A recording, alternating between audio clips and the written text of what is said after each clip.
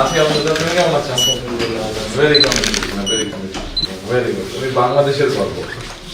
তুমি শুধু তোমার পরিবার, উনি তোমার আব্বা। তুমি শুধু পরিবারের গর্ব না, তুমি বাংলাদেশের গর্ব। ইনশাআল্লাহ দোয়া করবেন আমার জন্য। অবশ্যই ইনশাআল্লাহ দোয়া করবো, যাতে তুমি এটা কন্টিনিউ করতে পারো। এইটা তোমার জন্য। এখনো ফুললি ডিসিশন নেই না, তবে ক্যান্সার বিষয়ে পড়ার একটা হ্যাঁ? ক্যান্সার? আচ্ছা, ভেরি গুড। ঠিক আছে, ভেরি গুড। দুটোই দরকার, বাংলাদেশের মানুষের জন্য দুটোই দরকার। আমার ইচ্ছা আমি দেশেই থাকি, দেশের মানুষের জন্য কিছু করি। Very good. সেটা আমি নিয়ত করছি যে আল্লাহ যদি কবুল করে অবশ্যই আমি দেশেই থাকবো, এবং যদি দেশের মানুষের জন্য কিছু করতে পারি সেটাই এখন মূল লক্ষ্য।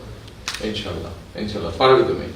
তুমি যখন 1 লক্ষ মানুষকে ছাত্রছাত্রীকে ডিফিট দিতে পেরেছো, এটাও ইনশাআল্লাহ পারবে। নিশ্চয়ই পরিবারের পক্ষ থেকে আপনাকে অসংখ্য ধন্যবাদ। শিখতে পারি। আচ্ছা, এই যে এটা তোমার জন্য আরো কিছু আর এখানে তোমার জন্য আরো কিছু বই আছে, পুরো বোনস। আবার ভয় পাবে না তো দেখে বই আছে, তারপর এই অ্যাটোনমিক বই, তুমি এই বই। আমাদের বাড়িতে আপনার দাওয়াত, আমাদের নির্বাচন হয়ে যাক ইনশাল্লাহ, তখন যাবো। আচ্ছা, যাবেন ইনশাল্লাহ যাবো। বাড়ির সবাইকে আমার সালাম দিবেন। জি, ওরা মা বলছে বইলে আসে না